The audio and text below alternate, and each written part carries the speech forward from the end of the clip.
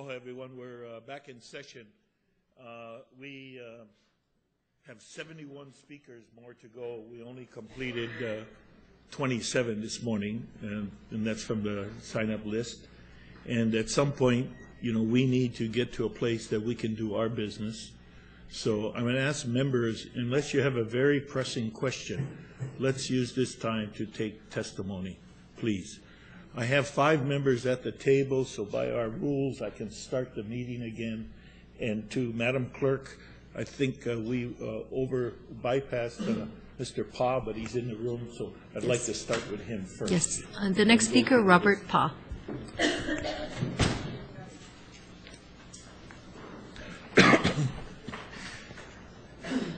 Hello and good afternoon. My name is Chief Robert Pa. Press in front. Hello, my name is Chief Robert Pa from the Polynesian Kingdom of Watuai. You know, the ball is in you guys' hands. This is where we separate or we come together, whichever we choose today. The mayor had a very hard choice choosing what he did. For whatever reason, he chose what he did.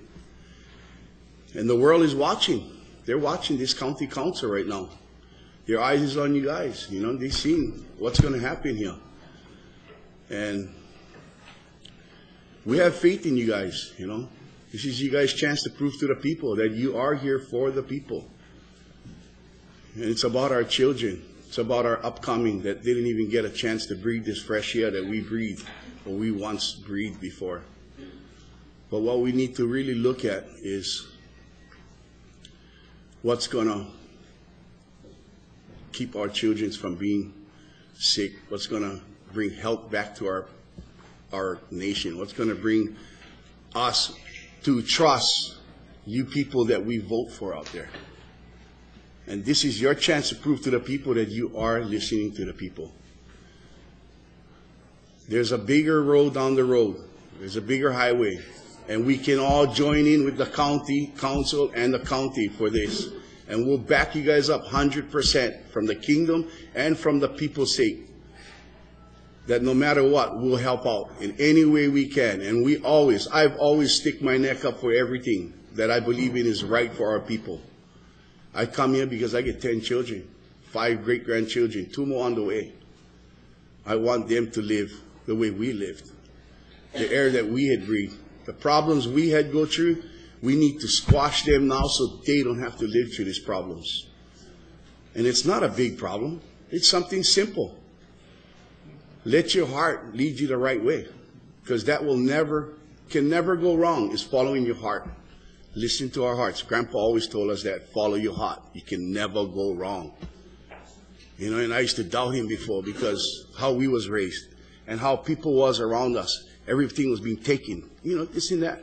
But I had to humble myself and forgive everybody for what they did to our people and our family. Or we wouldn't be here today the way we are as the Kingdom of Watuai, traveling how we have traveled and seeing the world. I got to see a lot because of this kingdom. And we do not support the veto. We humbly ask you guys to override that veto, do the right thing. And like I said, you know, show the people that you're here for us. I guarantee you they're going to vote for you next year. I guarantee you they vote for you when that time comes. Because that's what it's all about. You guys being there for us. And I just thank you guys for all the hard work you guys done, and just, you know, follow your hearts is all I can say. God bless. Next speaker, please. Chair, the next speaker is Erica Snyder, followed by Thomas Patch.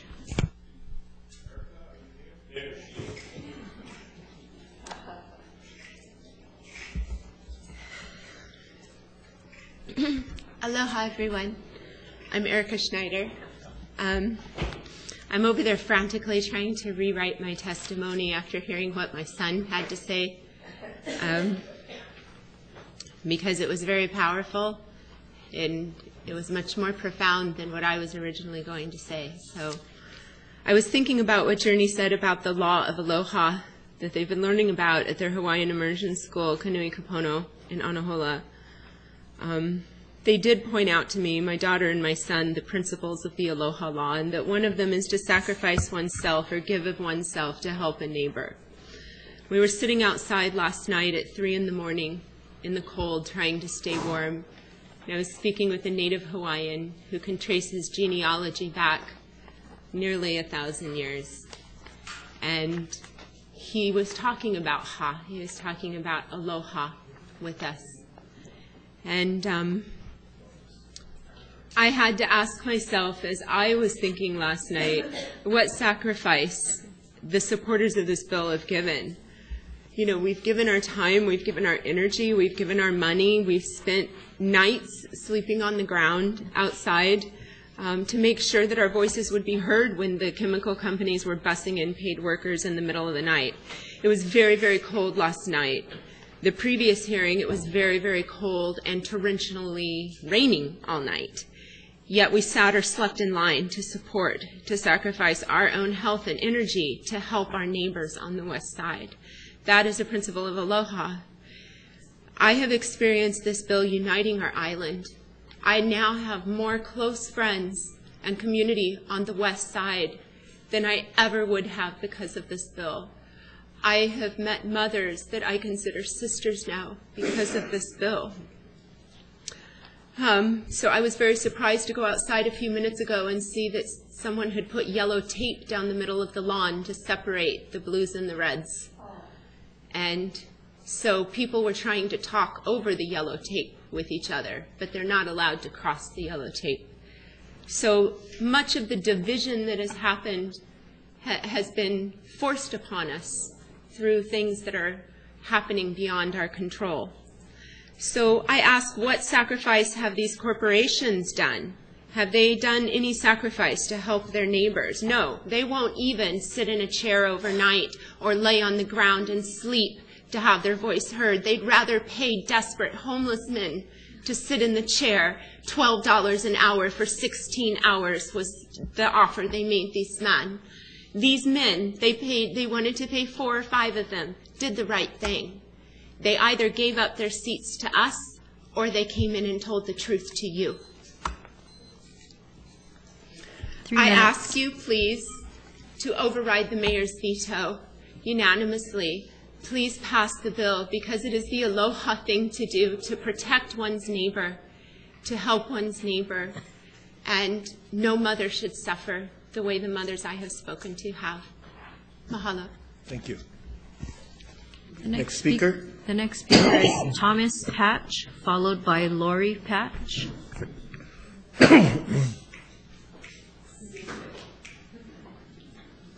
Lori, if you could come up to make yourself available in one of the front chairs, I'd appreciate it. And let's do that for various speakers so we can save some time. Hello, Welcome. Good afternoon. My name is Thomas Patch, born in Lihui, raised in Kilauea. I just got a little original piece of poetry I'm going to recite. It's not the Iliad or the Odyssey or anything. It's real short. How many toxic poison-covered dollars is it worth to decimate one of the greatest places on the earth? All we the people ask for is disclosure. They, the companies, threaten to sue us for exposure. It's not just a matter of what's that and this, but when they put it all together, it's a lethal mix. Turn a blind eye when they make the people sick. See the crops as a way to make their green more quick. I commend you, the council, for your research and time. The world's the audience while we're up on the front line. Set the example for the planet. Now is the time to override. Thank you very much. The next speaker is Lori Patch, followed by Ann Punohu. Aloha, my name is Lori Patch, and I'm very proud of my son, Tommy. He's an incredible man, and he represents the youth of Kauai. And I've lived here for 33 years. I'm a grandma, a soccer coach. Everybody knows me out there from soccer, and I come here with my heart. I'm here today, for the record, to report a crime against humanity. The occupying multi-billion-dollar genetically modified organism corporations are annually using tons of lethal, toxic, restricted-use pesticides, experimentally, undisclosed, on a continual basis. The residents, the school children, and even the travelers are truly being poisoned by them. This crime is called a soft kill. The fact that these corporations are not willing to disclose what and when they are spraying is criminal. For instance, Tyler last night, we all spent the night, and we went up to him and we said, "Hey dude, how's it going?" And he said that he was offered $12 an hour for 16 hours to sit and hold a seat for the biotech companies. We slept out there because we did it for the people. Please unanimously override the veto. With buffer zones and with the disclosure, I believe the people will be protected. The Bill 2491 is really simple. It's only 14 pages long. The mayor did not veto the bill to serve the people. This is my opinion. He vetoed the bill serving Global Ag Services Incorporated. The evidence is in the letter in the newspaper. It was a thank you letter from Global Ag Incorporated. There was no personal signature. There's no body, no human being behind it. Kauai is unconquered. These globalist corporations do not have the best interest in their workers. We, the people, do. It's time to stop the continuous free-for-all experimentation and stop the spread of their sinister tentacles, because they want to take over our island.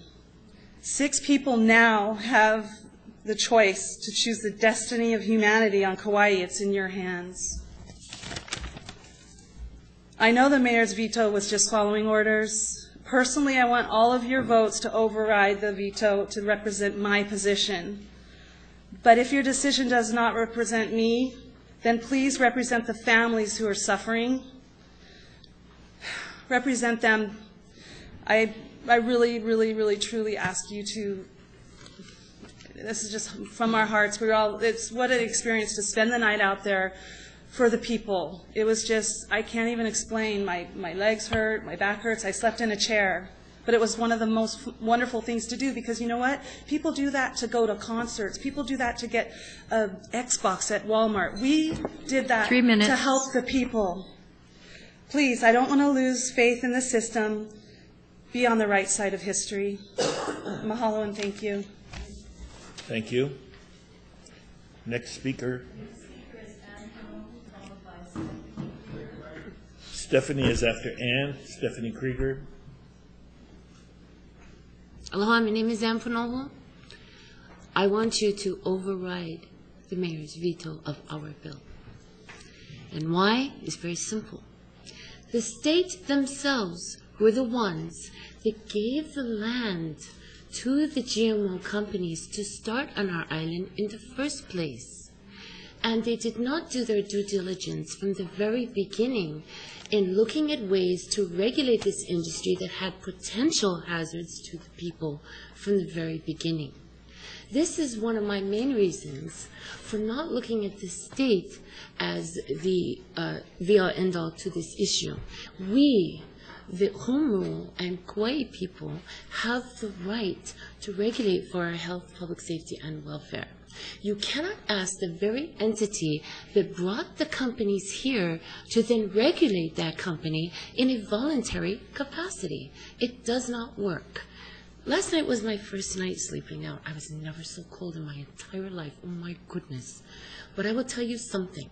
When we discovered that somebody was paying people to sit in a chair, to usurp us even in our right to try and have our say in our own room, because this is our room, it does not belong to the corporations, I was highly insulted, and I think everybody should be. But there's something else I want to say to you. The mayor erred. The mayor absolutely was incorrect in going against the people. He sided with the companies and is interested, in my humble opinion, in making sure that the state continues to coddle them. My big concern is the moratorium on the land. They are now able to take every piece of deal on our land across Kauai, take it all, where I live too, in Kapa'a. You see me with my breathalyzer today? This is my 4th upper lung respiratory infection this year. I live next door to an open field, and I live in public housing. What is to say that because there is now no moratorium, that they can go straight next to us, 300 families, okay? And we can all have the same situations that's going on in Waimea. I never heard such eloquent and amazing testimony in all of this as I did today from the people of Waimea. What amazing testimony they gave today. And I just want to say I felt honored to sit in a room with them today. There is something, you don't ask the wolf to guard the chicken coop, right? No, you don't. And in this case, I clearly see it as a wolf watching the chicken coop. We know on Kauai how best to take care of our own issues. Let us have the home rule. You heard from some of the most incredible attorneys with these amazing legacies that 3 they minutes. could defend this bill pro bono and that it was legally sound. So these are the reasons why I am for you overriding the mayor's veto today. Thank you, Ann. Our next speaker. Next speaker is Stephanie Krieger, followed by Angela Flynn. Stephanie, welcome. Angela, you'll be next. Aloha, my name is Stephanie Krieger, and I'm here today to ask the council to override the mayor's veto of Bill 2491. Today I want to touch briefly on the current and future impacts the bill has on the visitor industry. I own a small business that supports and purchases from our local farmers and beekeepers, and I've closed my shop to be here today to support this bill. Every day I have visitors come into my shop. They see the literature I've displayed and ask about the issues surrounding Bill 2491. I allow them to ask me. I do not solicit. They ask me. They are aware of the community's concern. They see the signs on the road. They see the articles in the newspaper. And they have a keen interest in learning more about how they can support the bill. When we discuss the details of Bill 2491 and the journey that we have endured to this date, I expressed to them how supportive all of you have been. And I've also expressed my utmost disappointment about the mayor's decision to veto the bill. The most common and natural reaction they have to the veto is one of astonishment.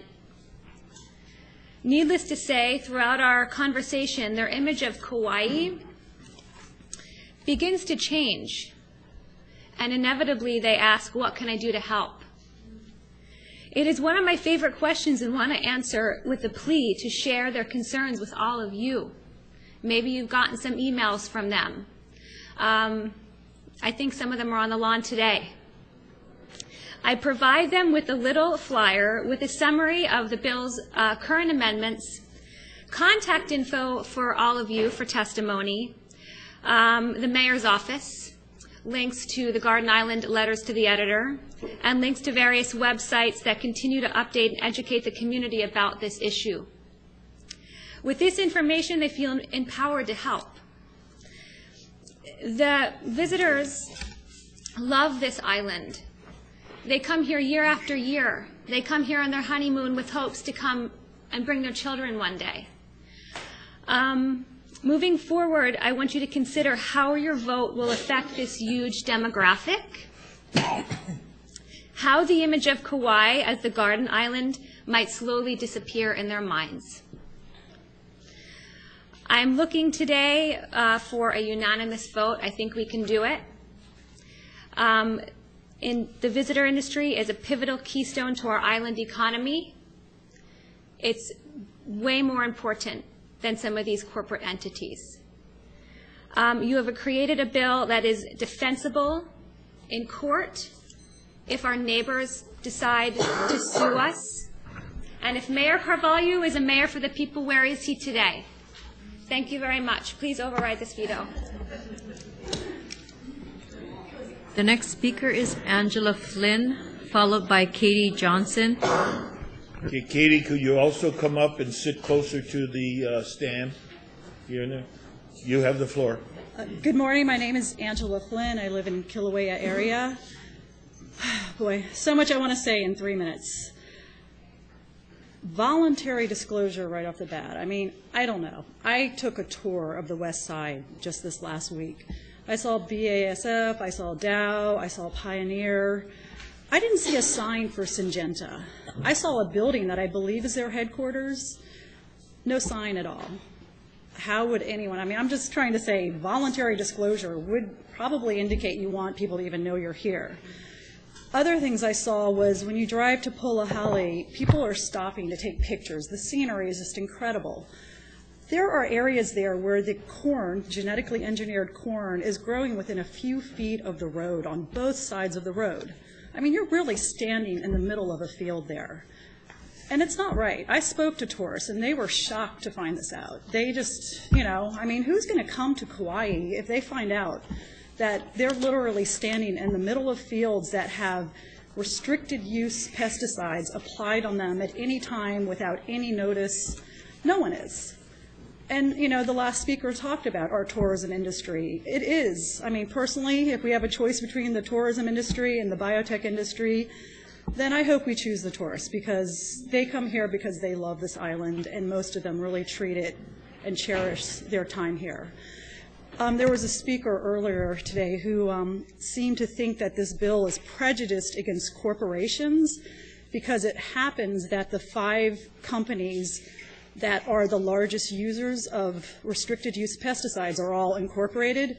Well, organic farms can also be incorporated. We have organic farms on this island that are corporations. This bill is not singling out corporations. It's singling out the largest users of restricted use pesticides. And it was created because these companies refuse to disclose when and what they are spraying. And people are getting sick. I mean, to me, it's shocking, the conditions over there. I'm sorry. We need to stop. We need to do something about it. And, you know, I was happy to see outside Syngenta has the majority of shirts out there. Today, they're very proud to be there, and they're proud of their service in the ag field. But I wonder why their corporate headquarters here on the island, somehow they're not proud of that location and wanting people to know they're here. And why aren't they proud of notifying people of their fields that are lining the roads? So I really hope that our council members do vote to override the mayor's veto and get us some responsible, sane policy here on restricted pesticide use. Thank you. Next speaker is Katie Johnson, followed by Paul Massey. Okay, Paul, if you can move up. Welcome, Katie. Aloha. I'm Katie Johnson. I have a few words I'd like to share with you today, but before I begin on my own behalf, I have the honor of speaking on behalf of a German Hill resident. She states, I want to share some information with you regarding the pesticide spraying on GMO crops behind my house and others here in Lihue on Ho'omana Road. You can visibly see the pesticide spraying that is within 220 feet of our property, which includes our fruit trees and our garden. We are literally surrounded by GMO crops that are being sprayed. My husband has never had a respiratory problem and has been fighting a cough and sore throat for 4 months.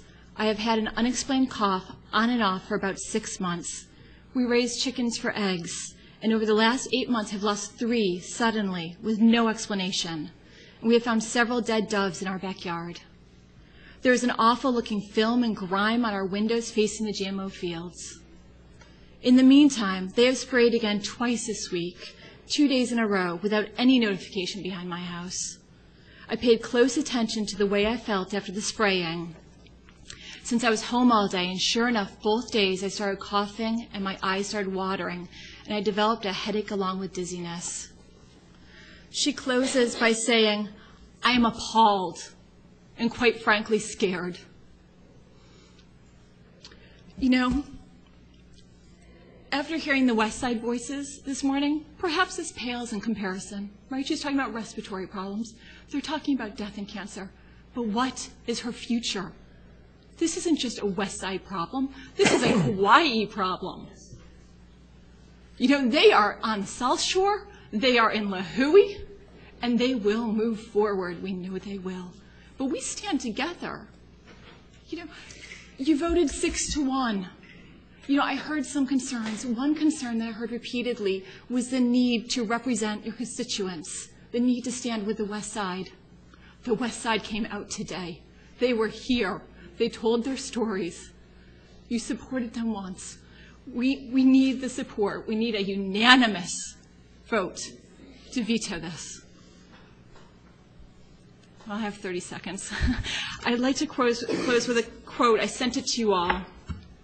In 1972, former Dow Chemical Company chairman Gerstacker famously stated that he had long dreamed of buying an island owned by no nation and beholden to no nation or society. Did the other chemical companies have the same dream? Has Kauai become that island? Is our beautiful garden island their dream location where they feel they can operate without oversight or regulation, beholden to no one? We need to override this veto. Our island is not for sale.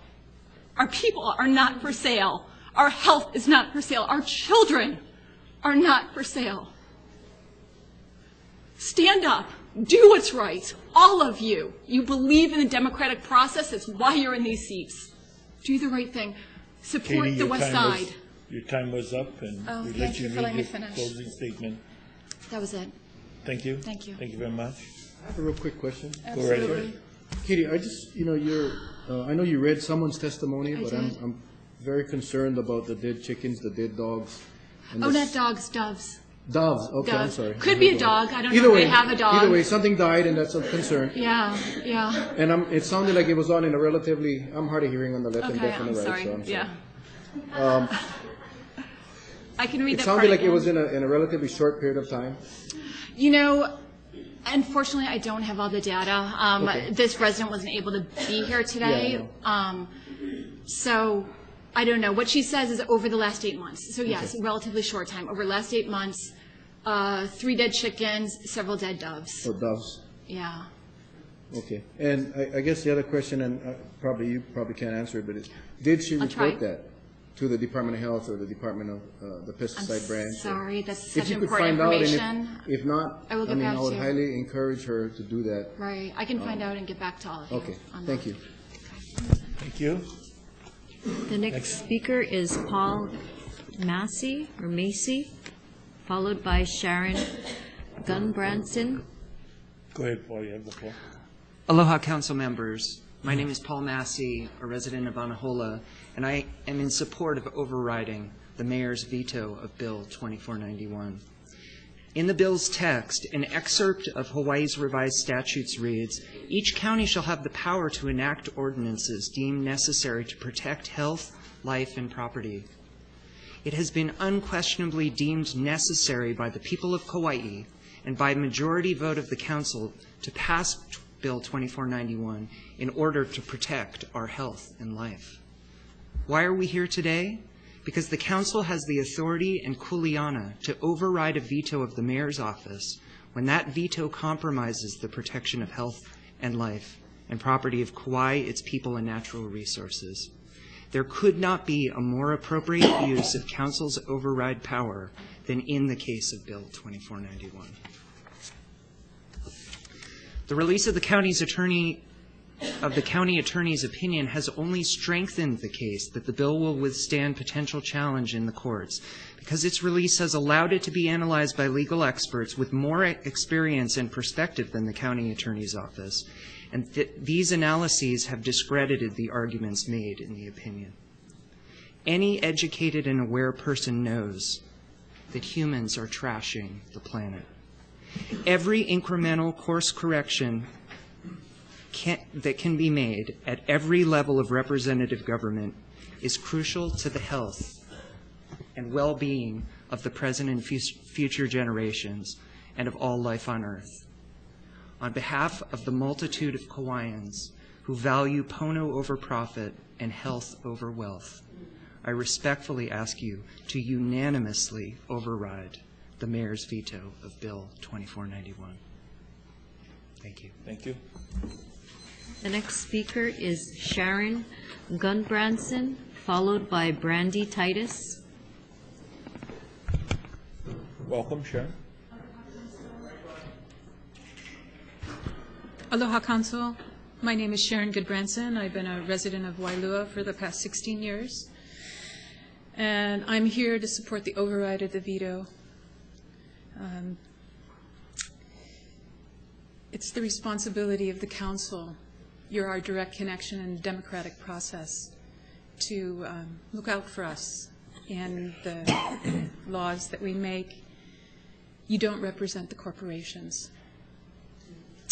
I've heard in a speech given by the governor, his words, I'm kind of paraphrasing, saying, you know, I don't really know all about this, but you guys have the capital. And I've also heard our mayor say, I don't really understand any of this, but, you know, and then he took a position of vetoing it. And I feel like he doesn't understand it. And I feel like there's been a lot of hard work put into this, and I respect you all for this. I'd like to give voice to why I feel like there is need for disclosure. This is research. This is not growing food. This is agricultural, or it's research. It's chemical research. They are adapting plants to take poisons. That means that the amount of pesticides that they treat these plants with as they're growing out is much greater than they would ever use to grow food. Not only that, they're using combinations of chemicals that once you put these chemicals in combination, they no longer act like they're singular chemical, like glyphosate isn't just glyphosate when you mix it with something else. And we don't actually know what the result is of mixing these chemicals. And we can't depend on the corporations to disclose this. Honesty is not their forte.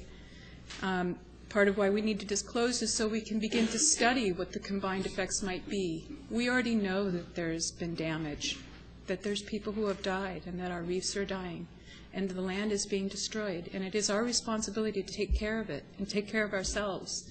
And you are the people vested with that immediate responsibility in the democratic process. I commend you for passing it to begin with, and I support and encourage you to fearlessly, unanimously override this veto. There have been a lot of attempts to divide this community on this issue, but with each passing meeting, it's evident that people from the west side and the south side and the east side and the north shore are uniting, because this is about the well-being of everyone. This is an island. It's finite resource. Every field that's planted with those pesticides is destroyed. We're going to have to remediate and restore all of those fields. And a lot of those chemicals right now, we don't know how to get them out of the soil. So let's stop this before there's more damage. Please override the veto. Thank you. Thank you. Next speaker is Brandy Titus, followed by Abraham Kowitz. Aloha, Council. I'm Brandy Titus. I'm from Kokomo, Indiana. I moved to Hanapepe in 2003 to work at Banana Patch Studio. I presently work on the North Shore in organic farming. I'm a mother of two, a first and a third grader at Honolulu Elementary School. I'm here to support the override of the mayor's veto. I personally really feel like the practice of using poison to grow food is an oxymoron and a very dangerous one. I'm from north central rural Indiana, the original ground zero GMO. I drive through 25 miles of soy and cornfields to visit my entire family. And I do hold on hope that if this legislation succeeds, that against overwhelming odds, they too would have a chance to ask for disclosure and buffer zones and health studies, because no one questions this farming there. No one questions it. It's accepted. And I've seen what it does to the landscape and the water. My dad leases his ag lands to soy and corn. When I take my kids home, we don't eat the fish from his pond. The creek is not a creek anymore. It's an agrochemical drainage ditch, you know? And people don't see it like that, and they should. And so I think this bill brings a lot of awareness for agrochemical use and the dangers of it. And it's a good thing. We need it. Please override the mayor's veto. Mahalo. Thank you. The next speaker is Abraham Kowitz, followed by Stacy Kennedy. Welcome, Abraham. Hi, everybody. Thank you so much for being here and going through this democratic process. My name is Abraham Coates. I live in Kapahi. I grew up in Florida. I moved over here because of the appreciation for the land and how the community takes care of one another. I feel like the neighbors of the biotech companies on the west side have not been good neighbors. I live here because of just the fact of the matter that if somebody I don't know is just as likely to help me as my brother is.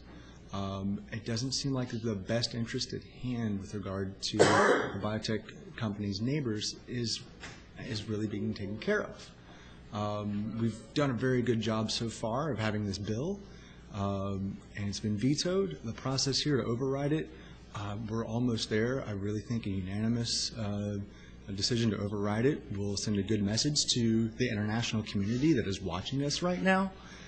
Primarily, we are a tourist economy, not a chemical economy. And to sway in the direction of large corporations that are in our secondary industry of biotech is not a good sign of our primary source of income being tourism. So please put our best foot forward and do the best for our community on the west side and the rest of the island, and have some clarity, have some knowledge with what's going on over there, with what's being tested, with what's being sprayed, with what's getting into our families and our children's lungs. I certainly want to know if the problems that are happening with people's health over there is related, and what we can do to help out. Once again, thank you so much for going through this process and being here and being diligent and listening to everybody as you go through it. I look forward to seeing a unanimous override of the veto once this is all said and done. Thank you. Thank you. The next speaker is Stacy Kennedy. But Chair, if we could make an announcement for those who are outside and signed up to testify, if they could please line up, see staff downstairs and line up to come into the room. Okay, so my voice will ricochet outdoors. Those that are outside and have signed up, have already signed up, we are anxiously trying to take testimony before we break for lunch, so please begin lining up. Thank you very much. You have the floor now. Aloha Council, my name is Stacy Kennedy. I am a resident of Wailua. I'm testifying in support of the override of the veto. First, I would like to thank you sincerely for your hours upon hours of hard work and your willingness to hear so many of us at length. I have deep respect for each of you, and especially those of you who have already voted to pass this bill. You and this process has truly restored my faith in democracy, at a local level at least, and for that I'm sincerely grateful. My daughters and I slept outside last night, and we were present when you first passed the bill. I'm glad that they can bear witness to this process. I am a business owner here on Kauai. I season, roast, and sell macadamia nuts, and I set up a booth every week at the Waipaw Farmers Market in Hanalei. On my banner and labels, I state that my products are GMO-free. On my table, I have information for people to take with them, signs for them to read, and I answer at least 10 inquiries at each market. People are shocked to know that our beautiful island has so much poison being sprayed and that all those cornfields are GMO. They come here for the beauty, and they are appalled to know that these companies are fighting us on such a basic bill. Each market, I collect signatures from many tourists stating they would prefer to come to a clean and pristine paradise. They come for the beauty, but the damage being done to our island will take years to reverse and repair. There have already been so many lawsuits fought and won against these biotech and chemical companies around the world. More are filed every month. Entire countries are completely banning their so-called improved agriculture. More join this list every month. In recent news, Mexico banned GM corn completely. These are countries who could truly use the alleged benefits that these companies claim their new genetically modified seeds will produce. But those claims have been proven false again and again. The damage done to the soil, the land, and the communities where these companies have spread their poison is so severe that developing nations are standing up against these corporate giants and winning. Bill 2491 does not even address GMOs anymore. It has been reduced to a pesticide disclosure bill, buffer zones, environmental impact study, and disclosure. This is not too much for our community to ask. The fact that these companies do not want to tell us what they are doing, to me and many others, is incredibly incriminating. Their track record around the world is appalling, and it is apparently no different here on Kauai. The county's legal counsel is concerned about a lawsuit. Is he also concerned about the potential lawsuits from citizens of our island who were not protected by the government if this bill does not pass? Our county council has a unique opportunity to stand up to these huge companies who have proven to be bullies, concerned only with their own profits. Please override the veto. Mahalo. Thank you.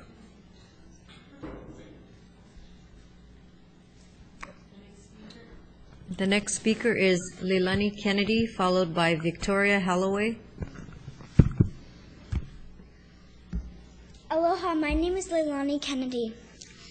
I am here for my children. I am here so that I can stop worrying about my children's future. I love the island of Kauai and want to protect it. I also want to protect myself. We need your help.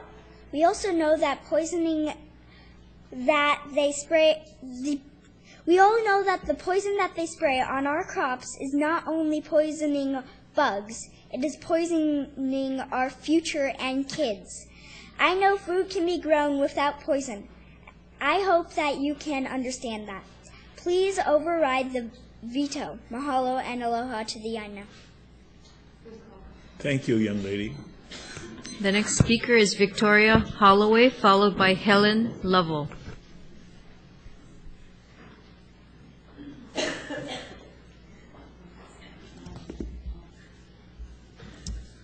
Hi, my name is Victoria Holloway, for the record. Thank you for being here again.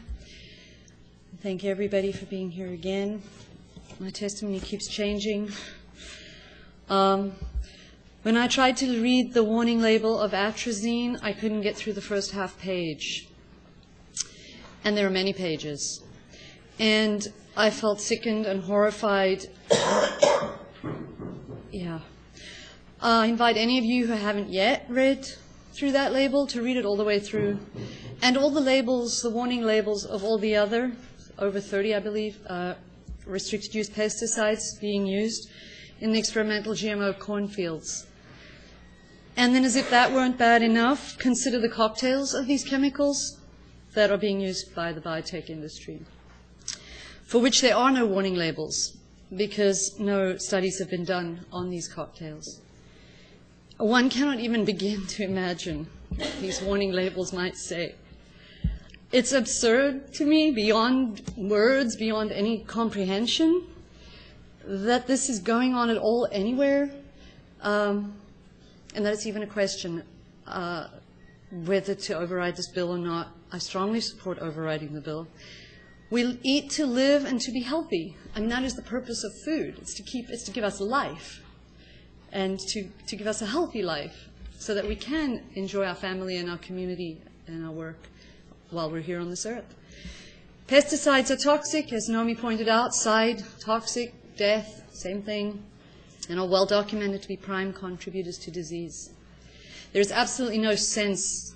I cannot find any sense, and I have yet to find anyone who can explain it to me in a way that I find sense in creating toxic food, and worse, toxic soils and water tables that will affect our children and grandchildren and the generations to follow. These pesticides do not just disappear. DDT has been found in the soil in Moloa'a over 2 decades, I believe, since they stopped spraying. And my heart just goes out so immensely to the people that are living on our island surrounded by this horror every day. I cannot imagine. I'm on the North Shore. I'm here in support of those people and of all of us because I know it's moving around and affecting everyone and affecting the ocean. So I'm not thinking I'm completely protected, but I'm certainly not surrounded by the horror that they are every single day. And just, if I have any more time, just wanted to let you know that I do give tours at a botanical garden on the North Shore, and I meet with about 60 to 80 tourists a week, visitors to the island. And our gardens are organic, so invariably the topic turns to the GMOs at some point. They ask me about the signs and so on. And The horror in the group every time they learn that not only are there GMOs, but the experimental and the restricted pesticide use is palpable. They cannot believe it. It's shocking and sad, and I implore you to please override the bill unanimously today. Thank you, and protect our future. The next speaker is Helen Lovell, followed by Colin Dana. Okay, Helen, I'm going to make a housekeeping announcement while you come up. Go ahead and seat. So. Thank you. Again, this is for those individuals who have signed up that are outdoors. If you can please move towards the stairwell with my staff and identify yourself if you've signed up. We'd like to continue moving forward on public testimony. Helen, Thank you have you. the floor now. Aloha. My name is Helen Lovell, and I live in Anahola on Hawaiian homelands.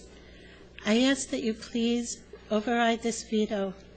I came here to Kauai in 1991 as a travel nurse for Nurse Finders, an LPN.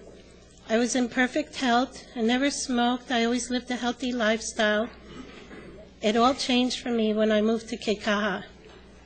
14 years ago, when I was pregnant with my son, I became very sick with asthma and bronchitis, and eventually my labor had to be induced due to respiratory distress. My lungs deteriorated greatly while living in Keikaha for almost 5 years, so much so that I now have COPD, chronic obstructive pulmonary disease. I have permanent lung damage. COPD is a lung disease with much stigma attached to it, because usually 90% of people who are diagnosed smoke. The other two causes are occupational air contaminants and environmental air pollution. I never did know what I was breathing in, what was in that fine red dust that was all over my house, and I still don't know. The state never protected me. I am not an activist. I've never been here before. I am here as a nurse / now a patient who is asking for clean air, disclosure, and a decent buffer zone. Lastly, I would like to say my husband is Native Hawaiian. My children can trace their ancestry back to before Captain Cook. What would their Native Hawaiian ancestors think of these companies coming here and polluting the land, causing people to be sick? The right to farm is no longer a right when it interferes with my right to breathe. When does a right not become a right anymore? When it infringes on the basic human rights of others. COPD is a life-threatening disease, and I want to live. I want to be there for my children, so I'm asking you to please override this veto. Mahalo for all the hard work and long hours you put into this. I really appreciate it. Thank you very much. The next speaker is... The last group that walked in for testimony, I would like to end it there so we can go to a lunch break. So next speaker. The next speaker is Colin Dana. And the speaker after Colin. Maria Maitino. Thank you. You have the floor. Aloha, County Council. My name is Colin Dana. I'm speaking today as a farmer, as a future resident of Kauai, and as a past resident of Kauai. As politicians, I'm sure you are all very familiar with the idea, if the barge stops coming. Many of you have probably used that phrase in your speeches at events and the like. But I'm here representing a generation for whom that phrase is when the barge stops coming, because it doesn't make any sense to plan for anything else. Hayun is just the opening salvo for all we know. Global warming is a reality of our generation, and this is the context within which this decision needs to be made. Sustainability for this island is a real thing. The Hawaiians did it for thousands upon thousands of years. 170,000 people on this island, not one drop of pesticide, not one drop of fungicide, not one drop of miticide, no sides, okay? They had it wired. We do not need big corporations coming in and tell us they're going to save the world with their brilliant ideas. It's time for the world to learn something from Kauai. Because Kauai is about doing things pono. Kauai is about the Garden Island. You know, if this thing doesn't pass, really the next bill you should put forward is changing our model, because if we cannot protect the very life that is the garden that we live in every day, why are we calling ourselves the Garden Island? Really. I love this place. Hope each and every one of you loves this place. I think it's clear as day what needs to be done. Aloha. Next speaker. The next speaker is Maria Maitino, followed by Lori Lani Ke'oho Kalole Torio. You have the floor. Aloha, Council. My name is Maria Maitino. I'm a resident of Kilauea for 10 years. I have not personally felt the effects of the chemical spraying that has happened, particularly on the west side, but their suffering has affected me and all of us. I want to thank you for passing the bill a couple weeks ago. We all felt that the people had been heard. We had a voice, and you were standing up for us. Unfortunately, the mayor did not. So once again, we have shown up to speak to what, to me, is so obvious and so completely backward. Why is it that the chemical companies, without asking, could show up and begin spraying toxic chemicals to devastate our island, our health, the land? But we have to come here begging you to consider asking the companies to disclose what they are spraying. There's something very wrong with this picture.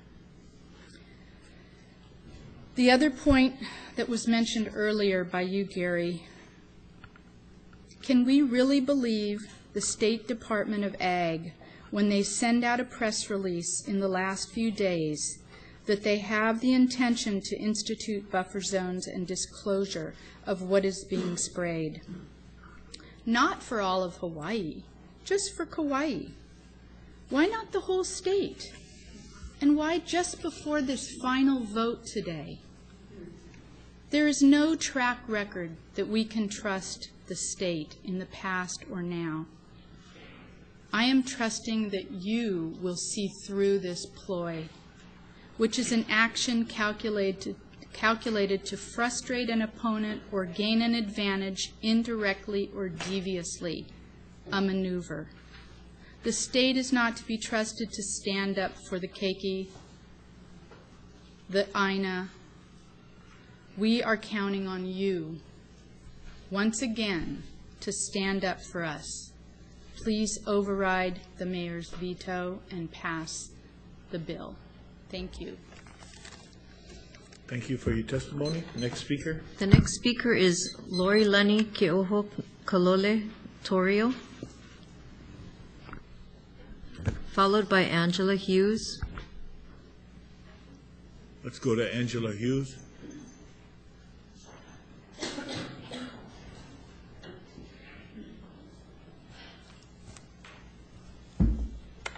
Aloha, distinguished members of the council and council chair.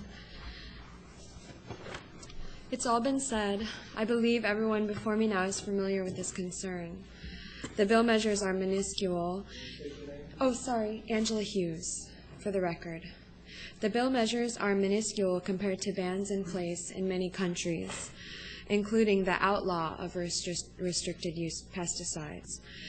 Companies have an agenda, but are not a person. It's very important that we remember this. We the people are responsible. I believe that through our collective action and inaction, we have come to the world that we now know today in this present moment.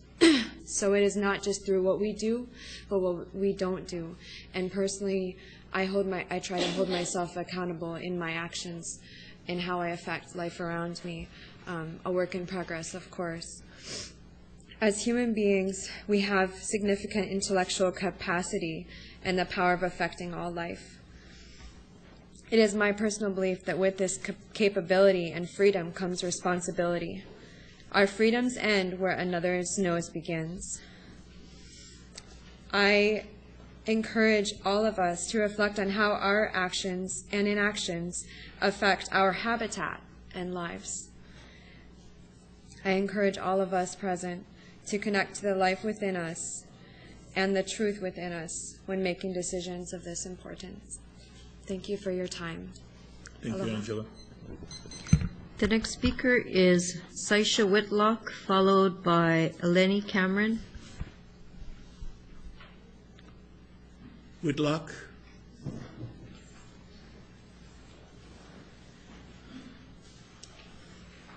Aloha. I didn't know I was testifying until just now, but I feel like... You need to introduce yourself first. My name is Saisha Whitlock, for the record. Thank you guys for all the work that you've been doing and hearing all these testimonies. And I don't know how many more you need to hear right now.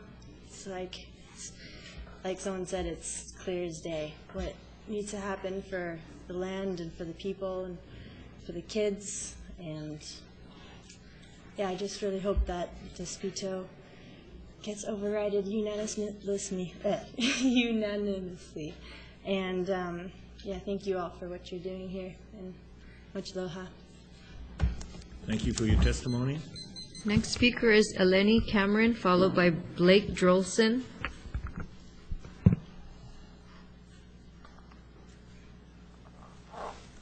Aloha. My name is Eleni Cameron, and I'm here to testify in favor of Bill 2491. Encouraging the chemical companies to operate without restraint is harming our health and environment for generations to come. And much has been spoken about the health issue here today. I'm here to speak as a member of the visitor industry. I strongly believe that if we do not take a stand to protect our greatest resource, the island, the Aina, we will suffer economically as well. With Bill 2491, Kauai has been given a chance to reclaim its title of Garden Isle. The world is watching. There's national media attention focused on our island and how we respond to this crisis. Do we want to be the leaders of ecotourism, a shining example of a community that has clean beaches and healthy land? Or do we want to be known as the polluted island that used to be beautiful, but now the ocean is brown with runoff, as it often is on the west side? My family depends on the visitor industry here. This industry is the backbone of our island economy, not the chemical industry. The visitors to our island come for the pristine water and beautiful land. How long will the desecration of the land continue before the world takes notice and begins to vacation elsewhere? There's been much talk about the economy and jobs this bill may affect. I believe that if we do not take action and stop these companies from polluting our land, water, and children, that the economic price will be far higher. The visitor industry brings in about $15 billion annually to the state of Hawaii. The chemical companies bring in $250 million. It doesn't make sense to sell out our biggest industry. I'm here to ask you all to please work with the people of Kauai to keep this island pristine, and let's be an inspiration to the world. Mahalo. Thank you for your testimony. The next speaker. To the county clerk, could we read the next two names, and then we will break for lunch? So we have one gentleman here, and Okay, the next speaker is Blake Drolson, followed by Ray Songtree. okay, and then we will break for lunch. So you have the floor. Aloha. Thank you. It's great to be here again with all of you. For the record, my name is Blake Drolson. I'm a founding member of GMO-Free Kauai and Hawaii Seed. When the mayor vetoed the bill, in his opinion, he wrote that federal and state pesticide laws implied preemption. And, you know, with all due respect to the mayor, I believe he drew the incorrect conclusion there. I don't believe that power comes from above, from some, you know, centralized federal government under corporate sort of domination, and then handed down to the state level and handed down here. I believe that power comes from the people, and that's where real power is derived. And I believe that the county council, being the most direct representation of the people, has the power. I believe you have the power, not coming from above. And so I believe in the power of home rule, and I believe you're in full authority to pass Bill 2491 today and protect the people of Kauai, because if not you, then who? Who's going to stand up for all the people? We hear about all the medical stuff. I mean, we've heard it over and over again. And I don't believe the state's going to take this on. I don't believe the federal government's going to take this on. We need you to take this on, because you're the only place where we have the power and a direct connection with you. We're lost at the state level. We become insignificant. At the federal level, we become insignificant on top of insignificant. So it is here that the County Council of Kauai is the representation of the people of Kauai, and the only place that we have any power. And so I encourage you to not give in to the fear of threats of lawsuit and coercion from these companies and these giant off-island, international chemical companies. I encourage you to stay strong, be a champion for the people, to not give in to the fear, and to do what is right and protect the people, because they need relief. Everybody that's been talking today needs relief. And so I just encourage you to stay strong, be a champion for the people, override the veto, and pass Bill 2491 today. Thank you very much. Aloha. Thank you. The next speaker is Ray Songtree. Okay, well, it's 12:30, so I'm going to break for lunch then. It is our practice and by our rules to take 1 hour for lunch. We will be back, continue public testimony at 1:30. We are in recess for lunch.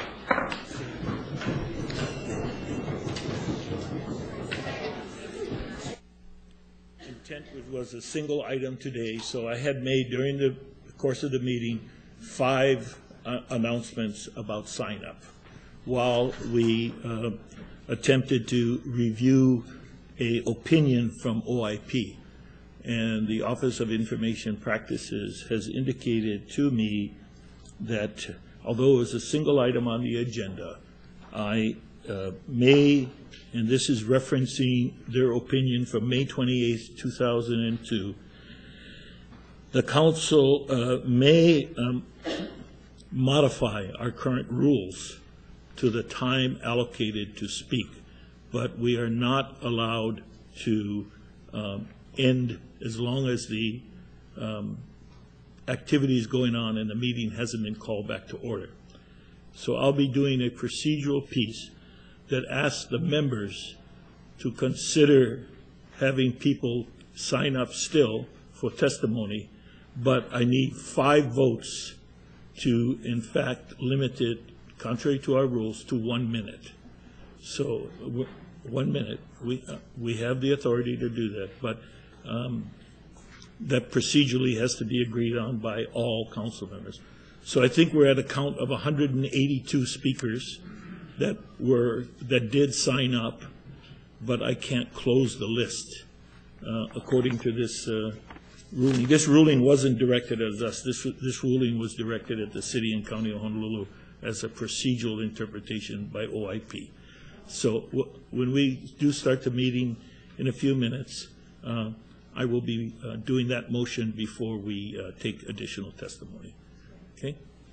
Thank you for your patience.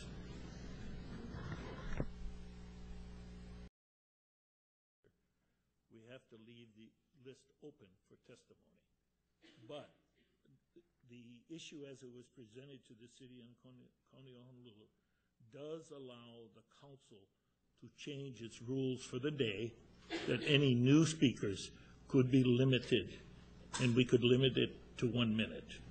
So we're going to be talking about a motion and a second so that we can do some business that addresses the speakers list. But members, I would like to have a motion to limit any new sign-ups, even though I gave 5 announcements during the morning session, that limits any new signers to 1 minute for testimony. So move. Second. Thank you. So I have a motion from Councilwoman Yukimura. I have a second from Mr. Kagawa. Any further discussion? If not, can I just ask for a voice mail? But I do need all 5 votes. Any discussion? You have the floor. So, Chair, if we have 81 speakers left, and they will speak, they'll be allowed to speak for 3 minutes, but hopefully some of them will choose not to. That's 4 hours of testimony. And then as others come from now on and sign up, then it'll be 1 minute. But we already are slated for 4 hours more of testimony. But as I pointed out, after discussion yesterday with OIP, I cannot stop testimony. That's correct. Even though I gave 5 announcements to the practice. And hopefully people will, even whoever speaks, will try to be really concise in the interest of time so we can make our decision at a decent hour. Thank you, Joanne. Any further dialogue from the members? If not, may I say on the motion by Councilwoman Yukimura, second by Mr. Kagawa, all those in favor signify by saying aye. Aye. Any nays? Very good. Let the record show for our meeting, for this meeting in particular, for today, our rules have been modified. Any further sign-ups will be limited to 1 minute. Okay?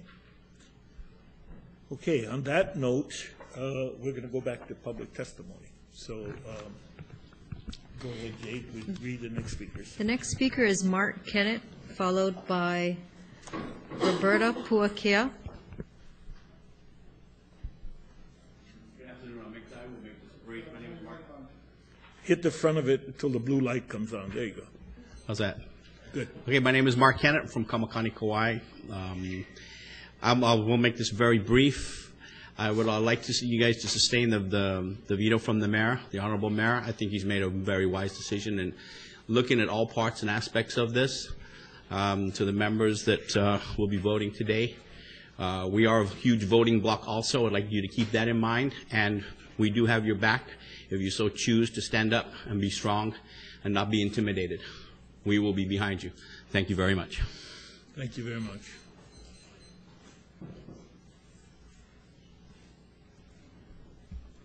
Good afternoon, County Council members. My name is Roberta Puakea, Westside resident and registered voter.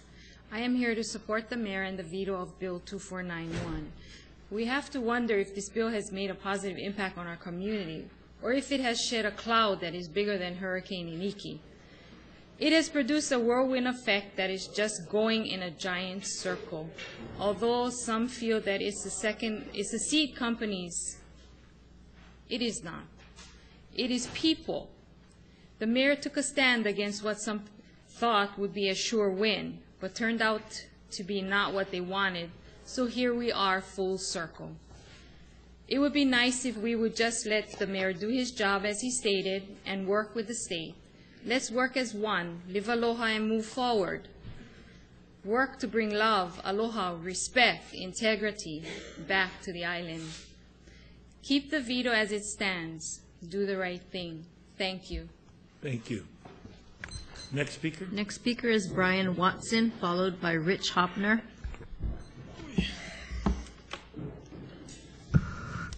Aloha County Council. For the record, my name is Brian Watson. I'm a mad scientist now, not just a scientist, I'm angry.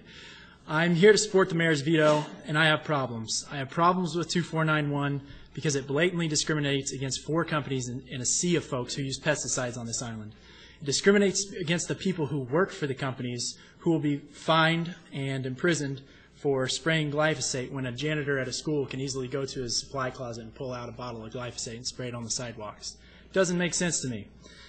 I also have a problem because I live in the United States of America, where I'm innocent until proven guilty. People have fought and died for that freedom. You don't know that people are getting sick. You don't know that people are getting sick from the seed companies. You don't know any of that. What we do know is that there are medical professionals out there who are probably violating all kinds of HIPAA laws by testifying about their patients on public record. You have no third-party studies, no outside sources telling you anything that's going on.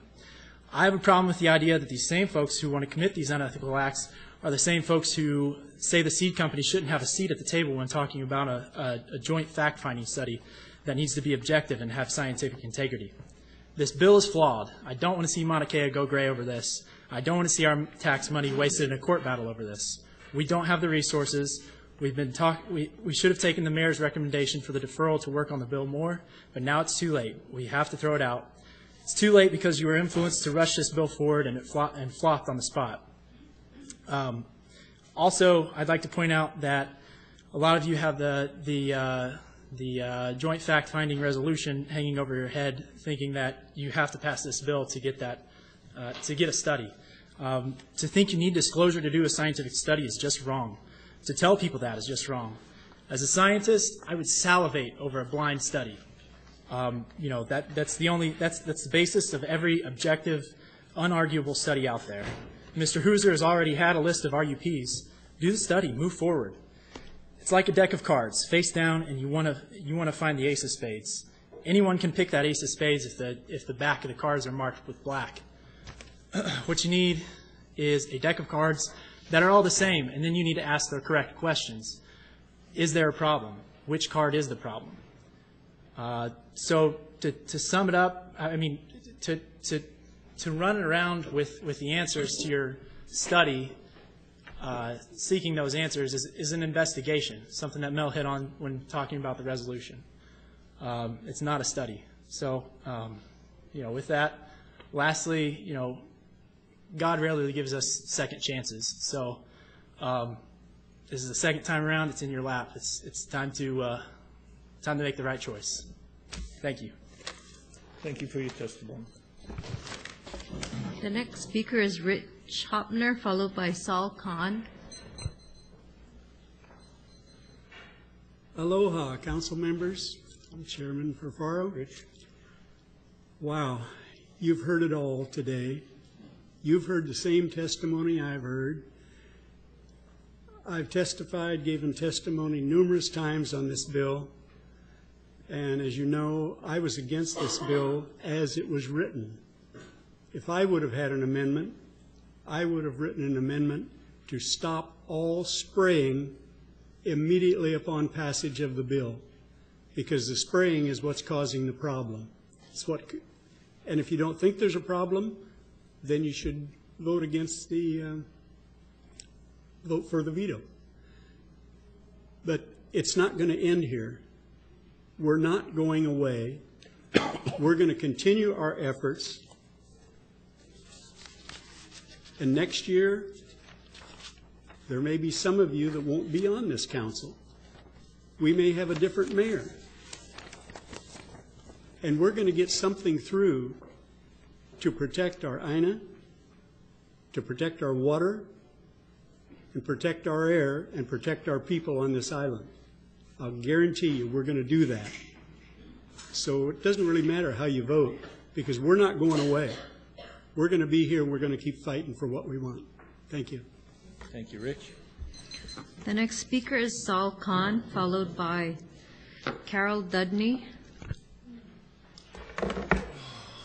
Aloha, my name is Saul Khan.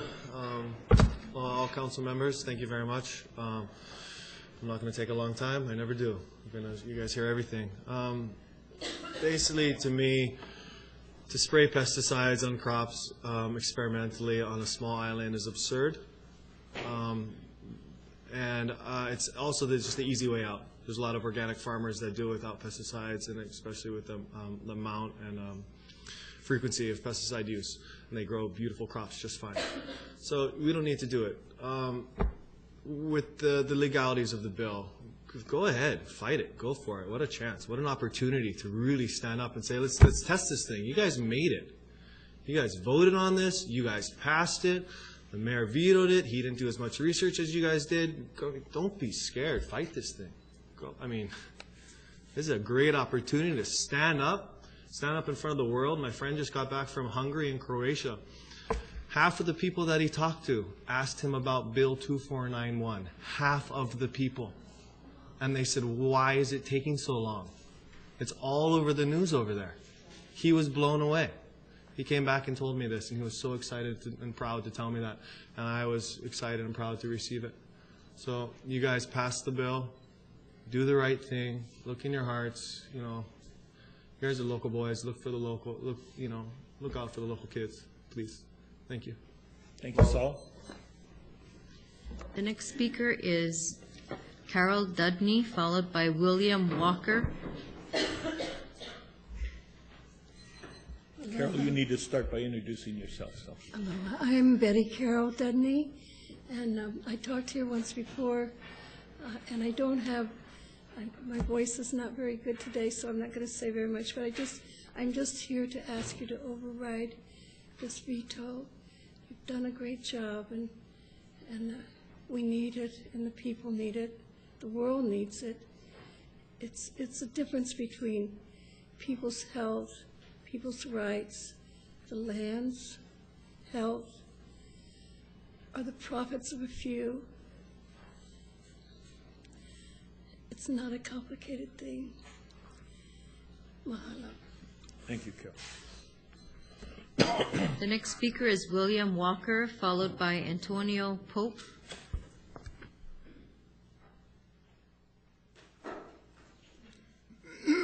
Hi, my name is William Walker, and I'm hoping that you will override the mayor's veto.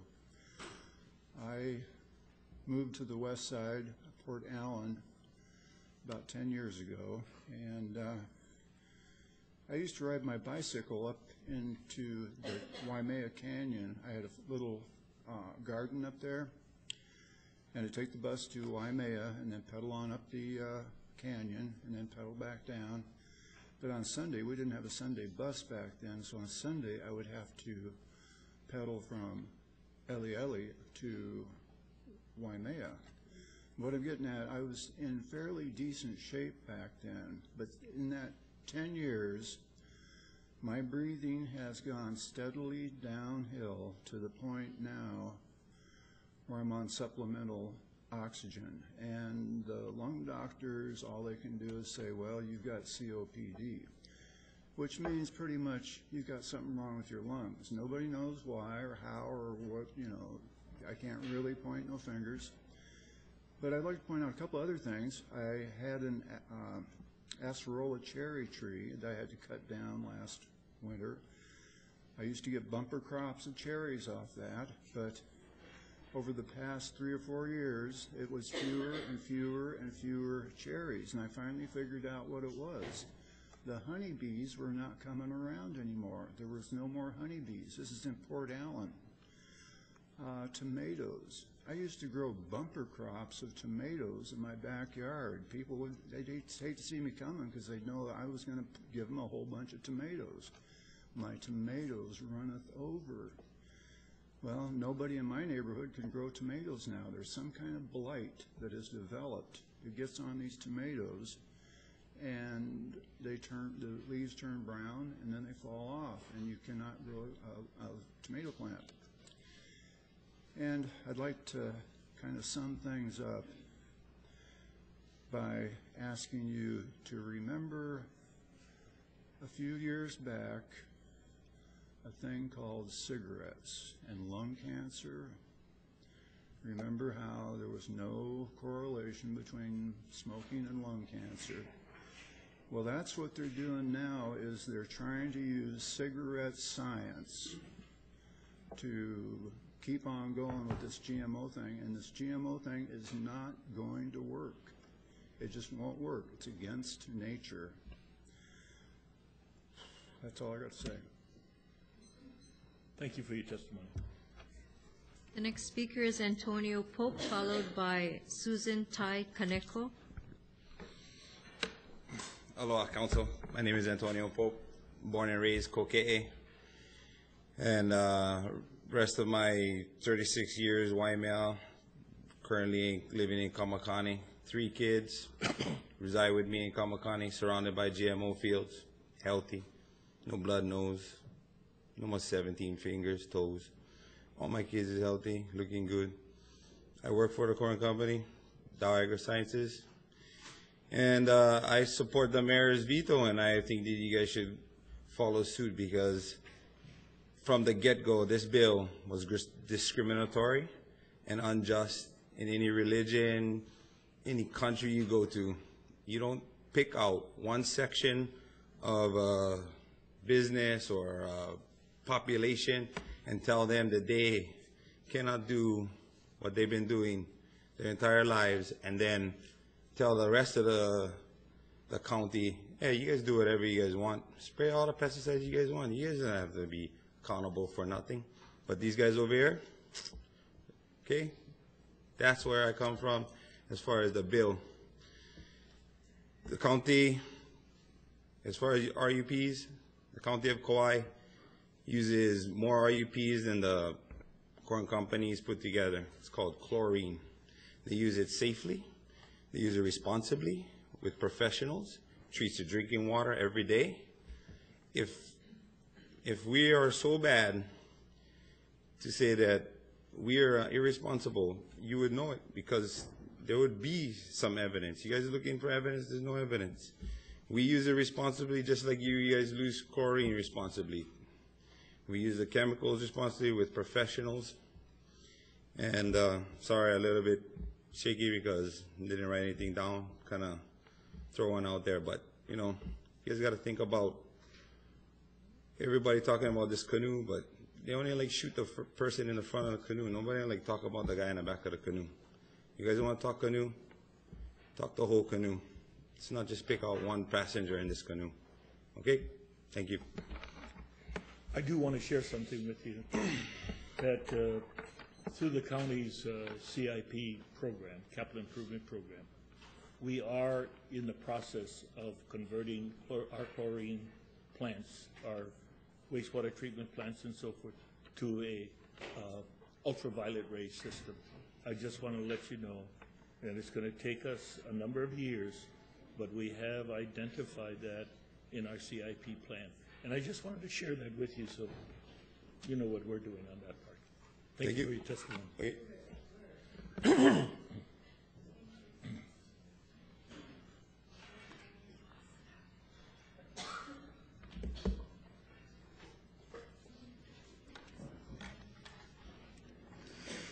Good afternoon, Council Chair and Council members. Hello. My name is Susan Tai Kaneko, and I support the Mayor's veto. I usually provide testimony to say we need to work together and find solutions together, and my opinion hasn't changed. But something else has been tugging at my heart, and since Monday, my heart has said to go with a testimony that's led by my faith and not only by my mind. My message is that we need to step back and sift through all the theatrics and the dramatics and truly look at what we are doing. Are we performing the role that the big man upstairs has intended us to have? Will we put aside ego, political aspirations, and financial aspirations and serve as good stewards of the responsibilities and the privileges that God has given us? But I'll tell you this, and I hope my pastor is listening, I am convicted because I raised my voice this morning at people who made what sounded like anti-Semitic comments to one of our industry's Jewish employees this morning, in that silly melee over the lineup outside. And I'm convicted because I raised my voice because people were pointing fingers at Auntie Stephanie Iona's face, yelling about how our folks could not save seats and relinquish them, not add people to the line, but relinquish them to some of our cohorts. I shouldn't have raised my voice, even though earlier the day before, Mr. Hoosier came out to harass some of our guys and tell them they couldn't line up and save seats. And even though later that morning, Mr. Hoosier drove in with, I believe it was Paul Achetoff, who was greeted by the bill supporters and whisked right into the first 10 people in line. And apparently what's good for the goose is not good for the gander. But see, I'm convicted again because that's not for me to judge, but still I get upset by those things. And it's offensive to see how people have begun to behave just like myself because of this bill. You have an illegal bill before you that your own attorney advises you against, and you have an alternate program that was just announced by the governor's office to help address the concerns of the community. You see, the work can be done, but not by a legally flawed bill. Your job is as a public servant and to serve the public, and yes, it is your job, but when all's said and done, and at the end of the day, and this is the kind of testimony I don't usually provide, but the question is, will you ultimately have remembered who you serve? At the end of your days, will you be confident that you will hear him say, as people mock me here because of my faith, well done, my good and faithful servant. So please, I respectfully ask you to support the mayor who did what he felt was right. Please sustain his veto. It's not about being heroes or rock stars or being the center of the universe where everyone's watching. It's really about finding the right solutions and finding legal solutions. And I really do ask you again, as I have in my previous testimony, let's please all work together to find the right solutions. Thank you. Yes, hold on a second. Mr. Hoosier wants to speak to you. Yeah, I've been trying to keep my questions limited, but since you raised my name, I felt compelled to, and it has nothing to do with your faith whatsoever. I have great respect for your faith and the faith of everyone here in the room. I forgot which company you work for, Susan? I work for Syngenta, proudly. And your role at Syngenta? I'm their community outreach manager. Okay, so you do community outreach for Syngenta, and Yes, you've been there sir. for 3 months or so, is that? Yes. Yeah. You know, there was a young man testify earlier today, Tyler. Were you here in the room when Tyler testified? I was not. Okay.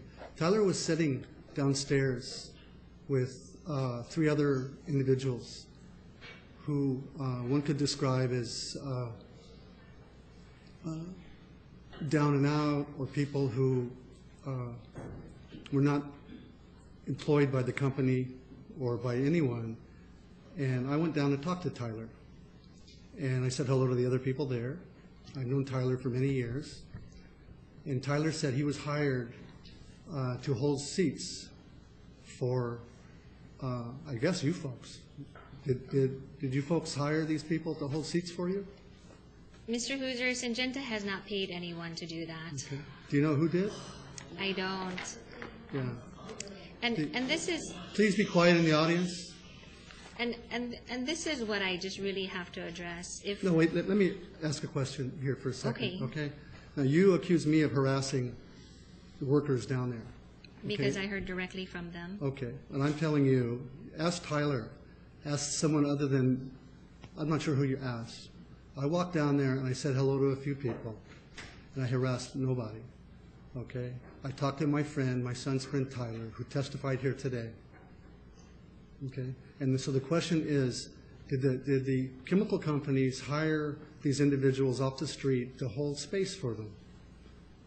They did not hire, well, you know, I can't answer that, Mr. Hoosier. Okay, and this thank you is, very much. But this Thank is you. the dramatics, exactly what I'm talking about. I really do want to be part of this process to reach some kind of great solution. Okay, well, I suggest you don't call me out in a public meeting and expect me not to come back and clarify things. I'm just, if you want to That's respect, very if you want fair. to That's ask very respect fair. for the council, then you show the respect, please.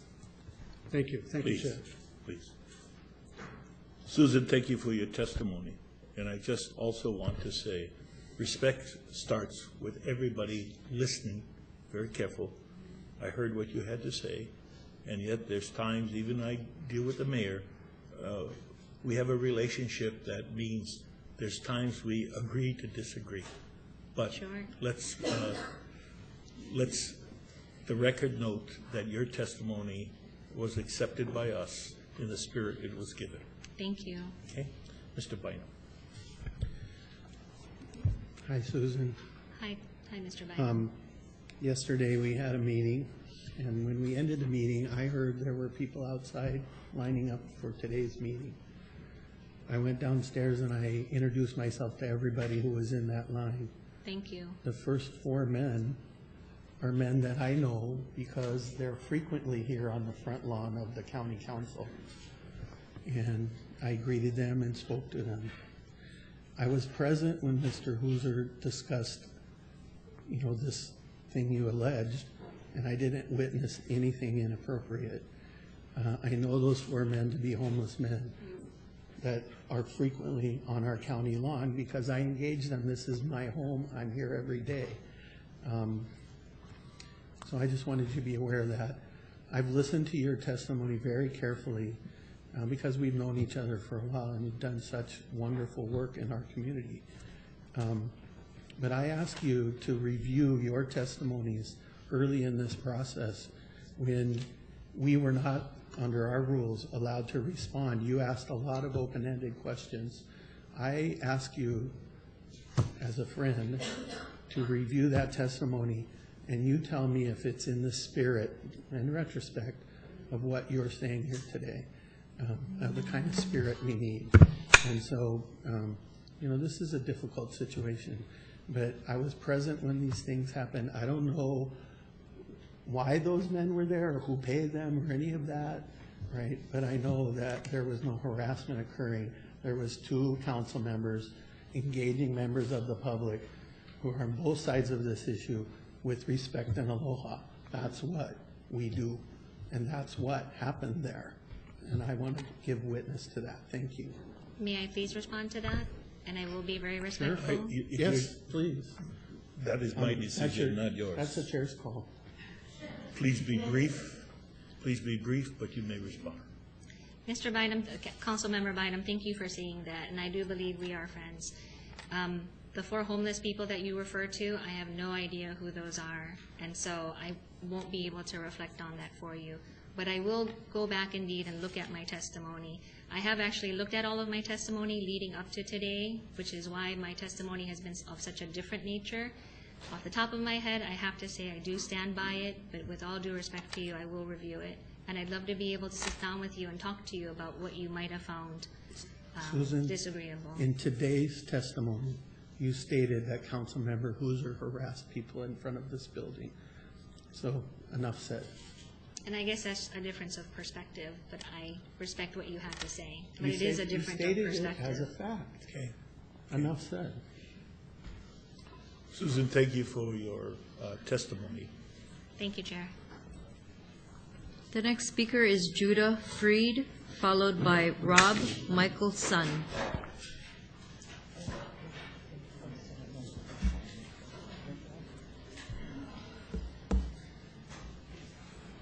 Aloha.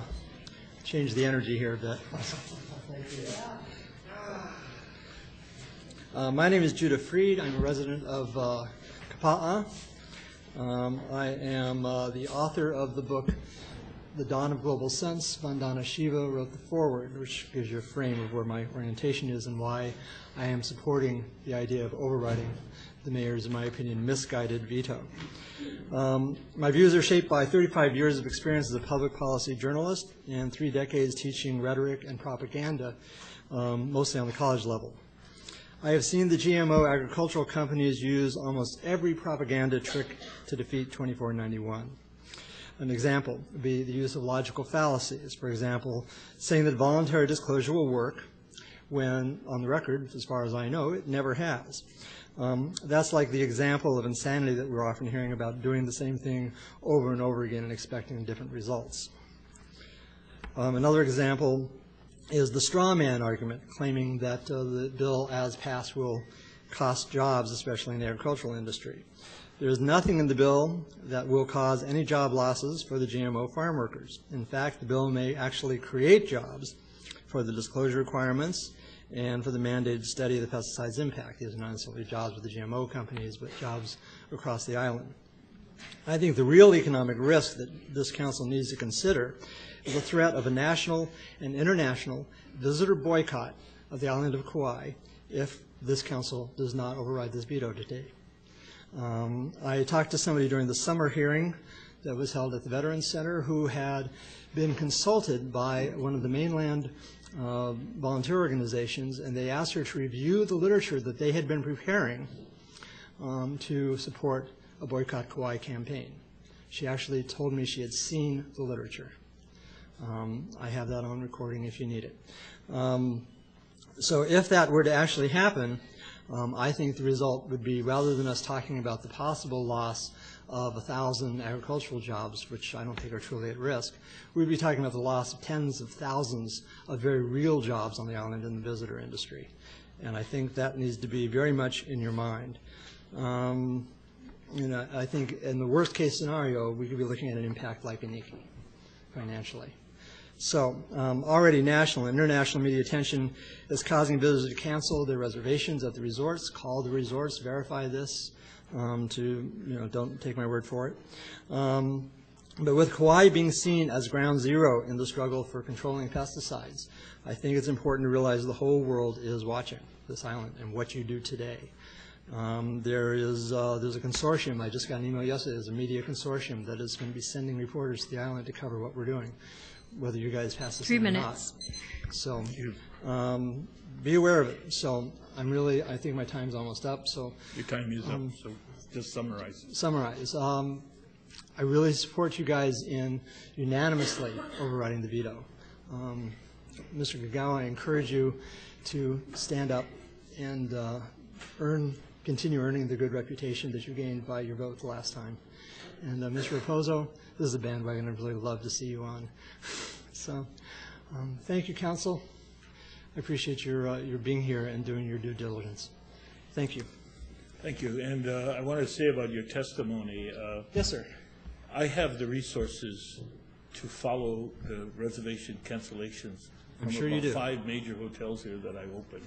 So please don't overstate what you believe is happening, because I've been tracking it since I've seen so many emails to that effect. I'd be curious to know what numbers you've seen so I'll far. be glad to meet with you. You call my office, I'll be glad to meet with you. Yeah, admittedly, the information I I have didn't say it wasn't happening, I said, but let's not exaggerate it. Okay. Well, I do know the risk is there. I'll put it down. There could I'll be a scale risk. back that. I agree with that, but I Okay. don't want the number to be exaggerated. Yeah, And I don't do have a the hard number. I resources. wouldn't claim it. Thank you. Okay, thanks.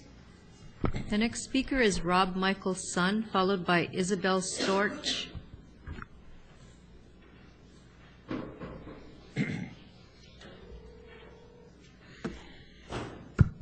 Go ahead, anytime. Yeah, Rob, you got to introduce yourself first. Okay, great. My name is Robert Vincent Guillot. I'm following the spirit name of Rob Michael's son. I am new to Kauai as of last year, and this is going to be a much different approach than anybody that you've seen today. So if that's okay, I just want to accept that permission granted by the council. Is that okay? The time is yours. Thank you. So I would like to just start this opportunity to give thanks for everybody being present and showing up in their hearts and in their highest state of consciousness for what is best for humanity as a whole. And with that approach and with this opportunity that I've been given by Spirit, I just ask that we just take a brief moment to go inside of ourselves and reflect within the unity that we truly are.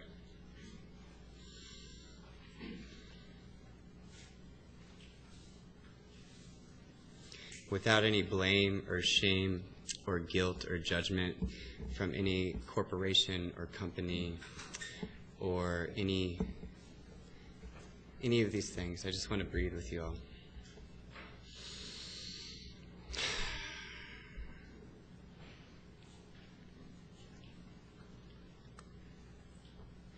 Just checking in on that heart frequency and what feels right inside of us today as a divine unit, as humanity, as an example for all that we stand for.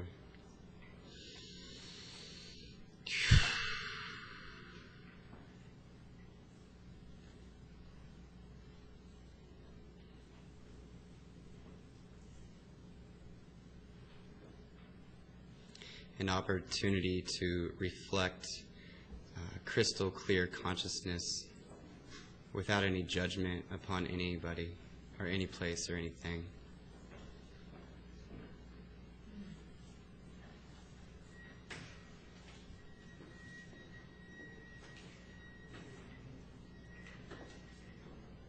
How can we enter a divine union with our divine source that lives within us? Come together, help each other, grow, and expand.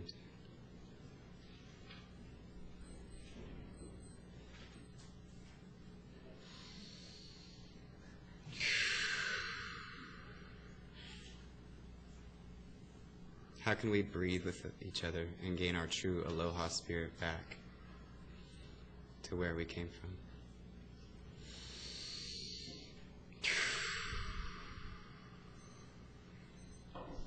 3 minutes. Thank you very much, and I do believe that a high spirit brings high ideas. Thank you very much. Thank you. Thank you for your opportunity to receive each and every one of you and for allowing this to happen. Okay. Blessings. The next speaker is Isabel Storch, followed by Taryn Dizon.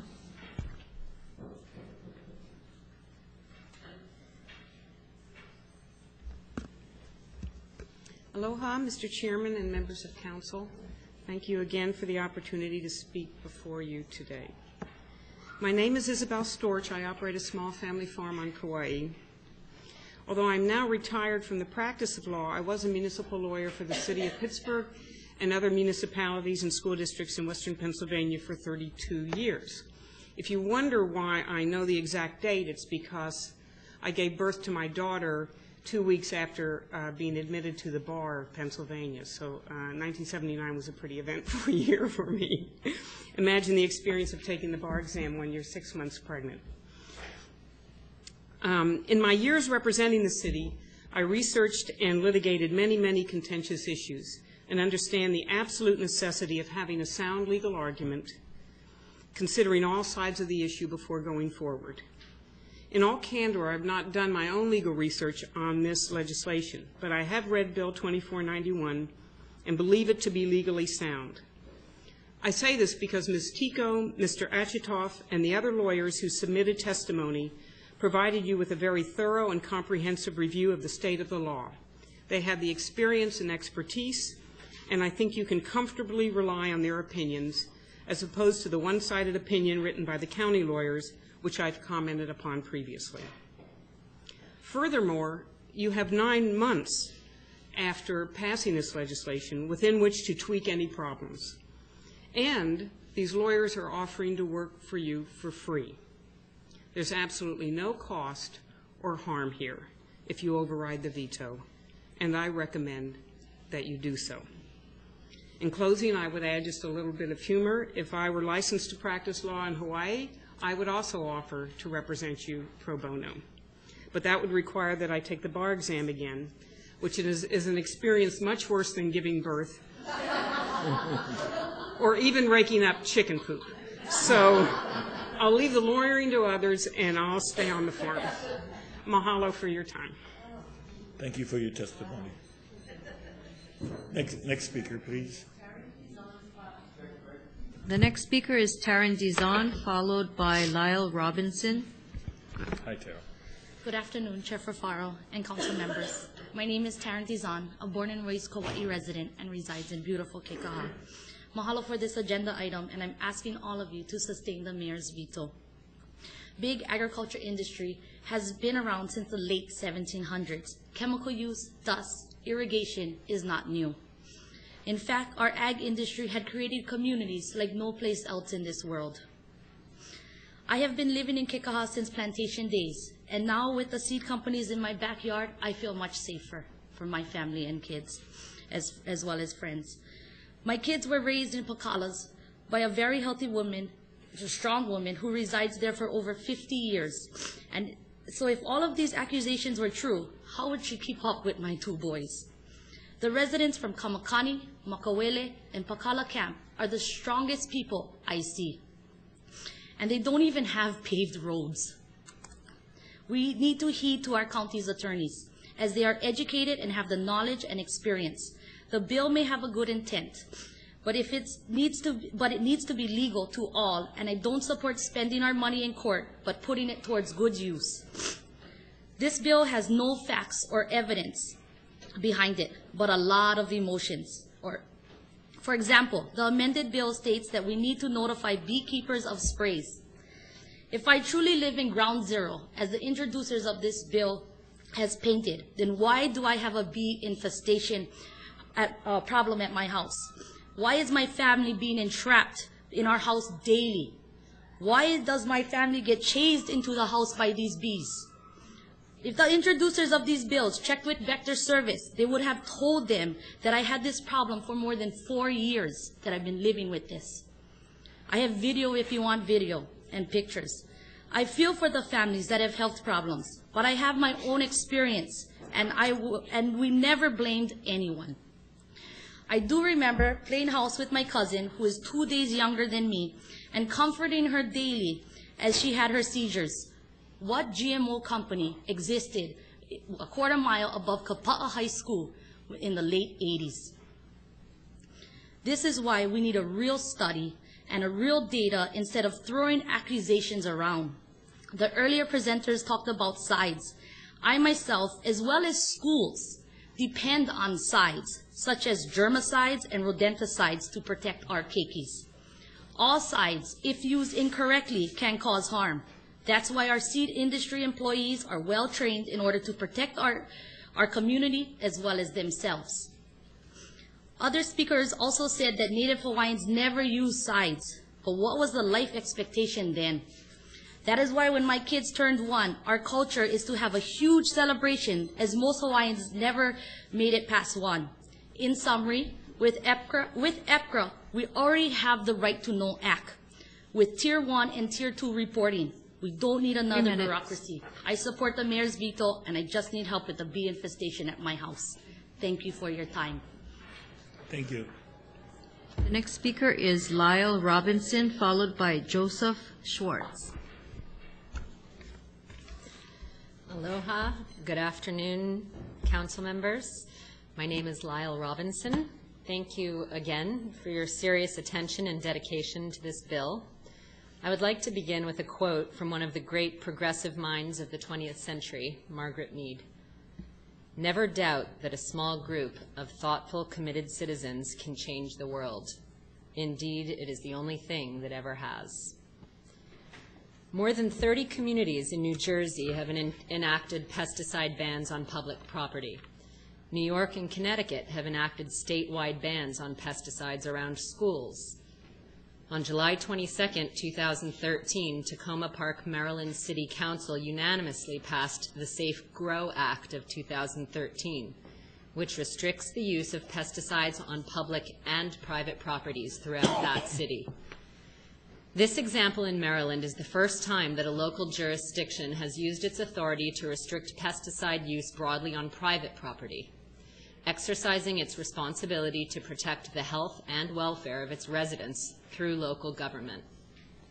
The responsibility and the right of local government to protect public health and the environment was affirmed by the U.S. Supreme Court case, Wisconsin Public Inventor Town of Casey v. Mortier, on June 21, 1991.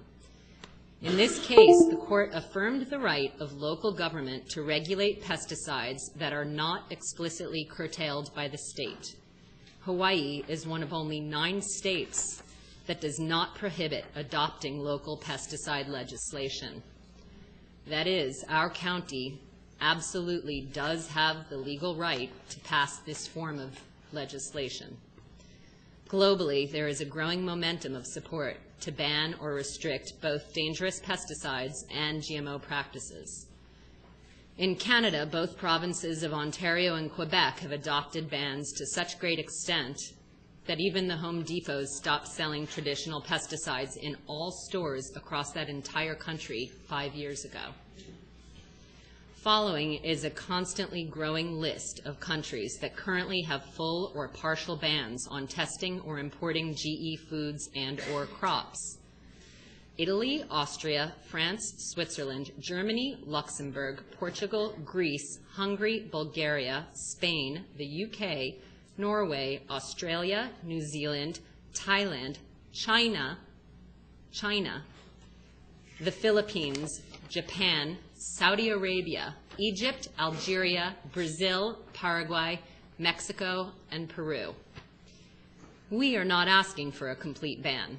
We are asking for what should already be our right, buffers and disclosure. Please, please, 3 minutes. please, do your civic duty as elected officials of the County of Kauai, given the duties of representing the will of the people of Kauai, and give us all the right to know what specifically these biotech ag companies are doing here on our island. For the sake of the keiki, the future really does depend on it. Leslie, that has to be your summary. You went beyond the 3 minutes. Thank you. The next speaker is Joseph Schwartz, followed by Candice Freeland. Hi, good afternoon. My name is Joseph Schwartz, and I support the override of the mayor's veto. So it's hard for me to say what hasn't been said already, because so much has been said on both sides. I want to thank the council for their patience and commitment to endure all of these testimonies and everything that's been said. It's pretty nice to look around the council chambers and see all the pictures of the past county councils and the board of supervisors, and there's a lot of people who care passionately about Kauai, really love Kauai and the island, as you see outside, all the people gathered. I have a master's degree from UH in history, so I want to give everyone a little bit of historical perspective on GMO crops. Let's see. The first thing is, I guess, smoking. Remember the 1950s, 4 out of 5 doctors recommended camels. And you'll see them in ads, puffing away in the doctor's office with a pregnant woman who's also smoking. And, I mean, we laugh about it now, but back in the day,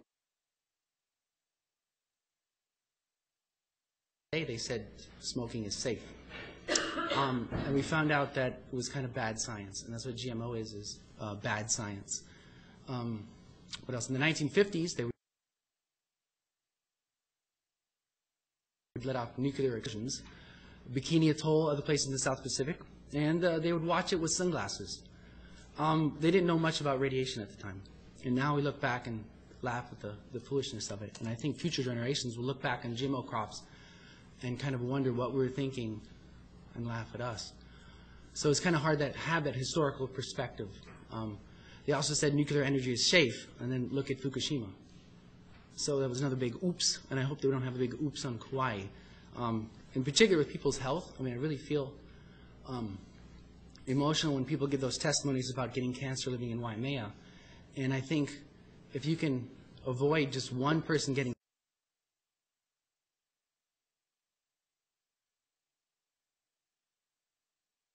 sick, I think the ban will have been well worth it, or not the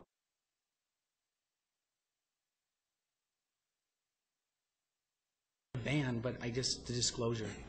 I think it's looking like a ban if it moves forward in this direction. I think everyone here sees the writing on the wall, and I think once you inform people and the cat's out the bag, you can't take away that knowledge. If people know that they're being poisoned, you can't just take away people's awareness. So I think it's going to be moving towards that, and this is just the first step. So you guys have a long road in front of you. I see a little sign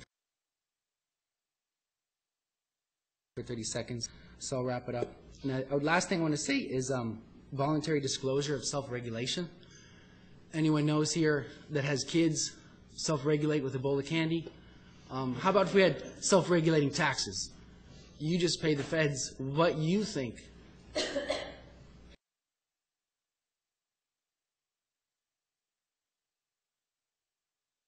is fair. I don't think it works. Self-regulation from the state and the feds, everyone knows is a joke. And I think it's up to you guys, the county council,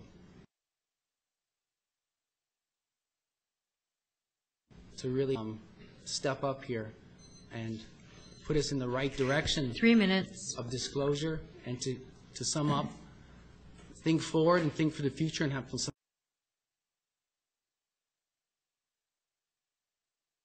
perspective. And it's not just disclosure, it's a ban on all GMO crops. Let's protect the health of the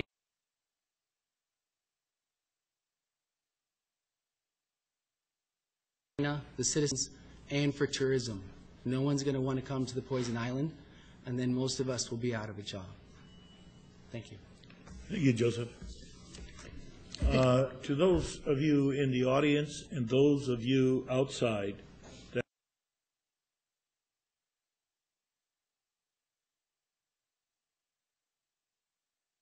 that have purple wristbands, I'm going to instruct my staff, if you do not come back into the chambers to take your seats, I'm going to instruct the staff to give those seats to other people. And that will be effective at 2:45. Okay? So if you're outside and you have an assignment, be in your seat, else we will give your seat away. Next speaker. The next speaker is Candace Freeland, followed by Crystal Jefferson. Aloha, Council, and thank you for wading through all of these weeks and months and really so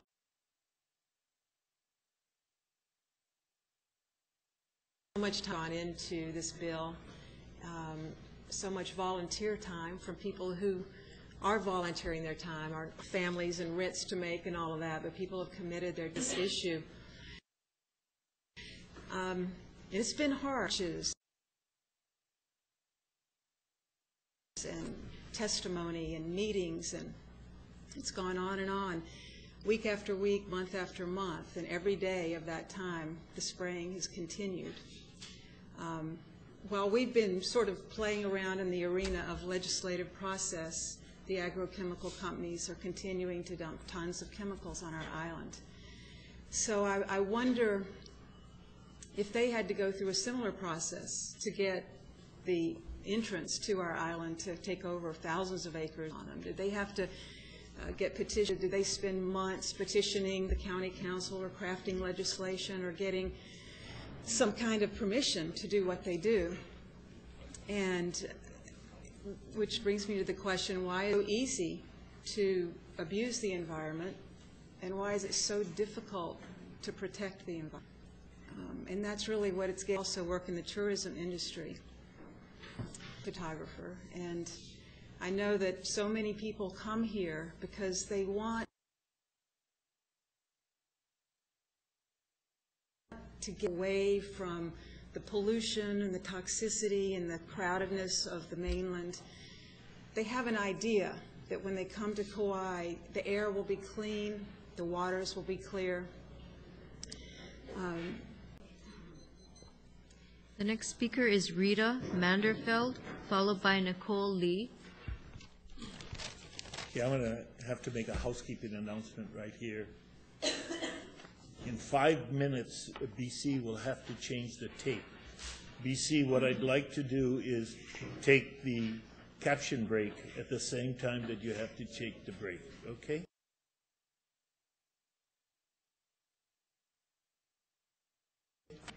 Thank you. You have the floor. Just start by introducing yourself. Thank you. Aloha, council members. My name is Rita Manderfeld, and I am a registered voter and resident of Kapa'a. When this began, I was very pregnant. Now my 3-month daughter waits outside for me.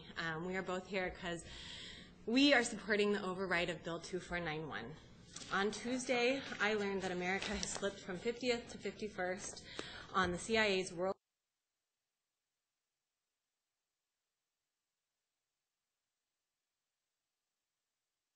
ranking of life expectancy after birth. I also learned that cancer is the new leading death in America for America's children. As a mother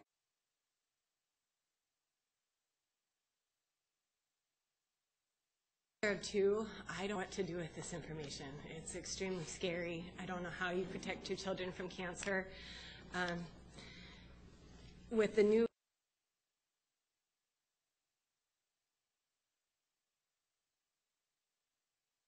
numbers, that's 1 in 300 boys and 1 in 333 girls. That means almost 37 kids a day are being diagnosed with cancer in this country.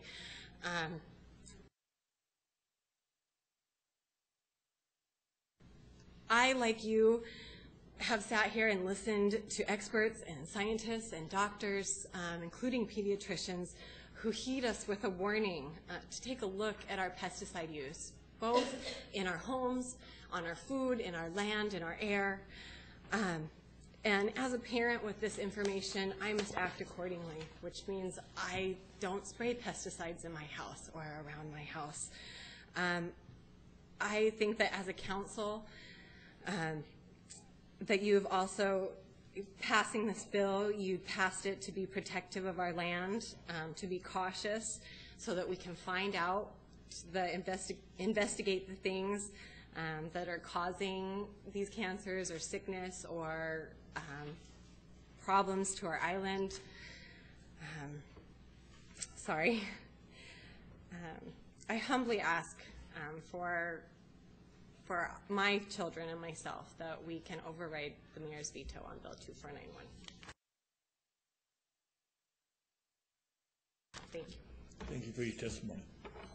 One last speaker before we go to a tape change. Next speaker is Nicole Lee.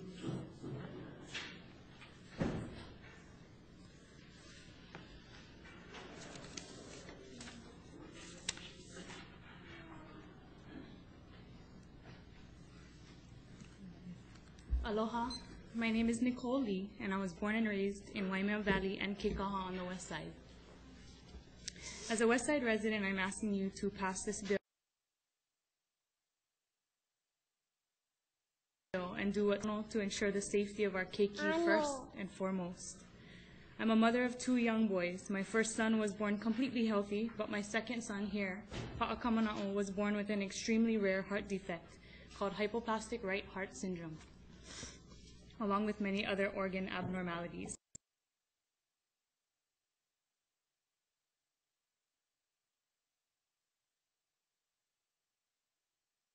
This defect is not genetic, according to geneticists who tested us at Kapiolani Medical Center, as well as Rady Children's Hospital in San Diego.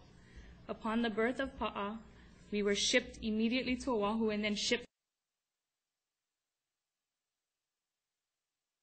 there to San Diego because our son was dying, his heart unable to pump his own blood through his body.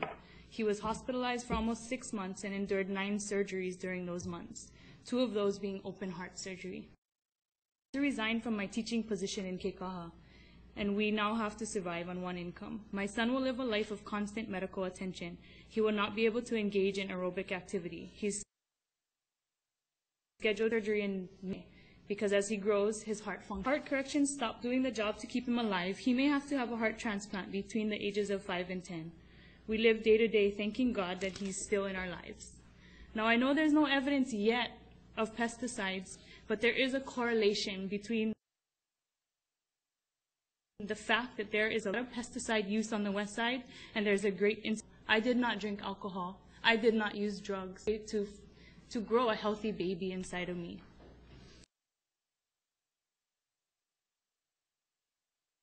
I didn't even take ibuprofen because I'm informed that it can be harmful to my unborn child.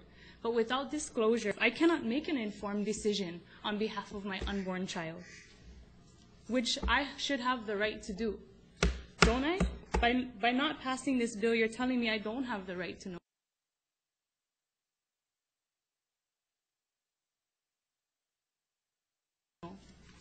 In one letter delivered by medical professionals to the mayor, several doctors point to specific and rare. According to a doctor on the west side, I quote, recent CDC statistics put hypoplastic left heart at 1 in 4,344 births, and hypoplastic right heart, which is what my son has, at 1 in 17,000 births. In the last 350 deliveries, this gives us an incidence of 53 in 10,000 births for these defects. national U.S. data shows an incidence of 5.5 in 10,000. Says that we have 10 times the national rate of these rare heart defects on the west side of basic right to know provisions provided by Bill 2491. We the people bear the unfair risk of health impacts due to possible exposure. I know you've heard these facts. You ask, where are these people? They're just statistics. But I'm right. He's not just a statistic, and we are the people being affected directly by council members. Why should we wait and expose ourselves without choice until pesticides are proven harmful? Should it first? If I had known, I would have chosen an unborn child as I innocently worked day in and day out in Keikaha. Excuse me, I hate to interrupt you, but we're running out of the tape. Your 3 minutes has passed. Could you quickly... Without disclosure, I have no choice in my right to know. Buffer zones, disclosure, environmental studies, this is not too much to ask. I know I can't, but maybe if we act soon, we can protect the lives of the unborn on us and on you to make them. Thank you. And we do wish you all the best with PA.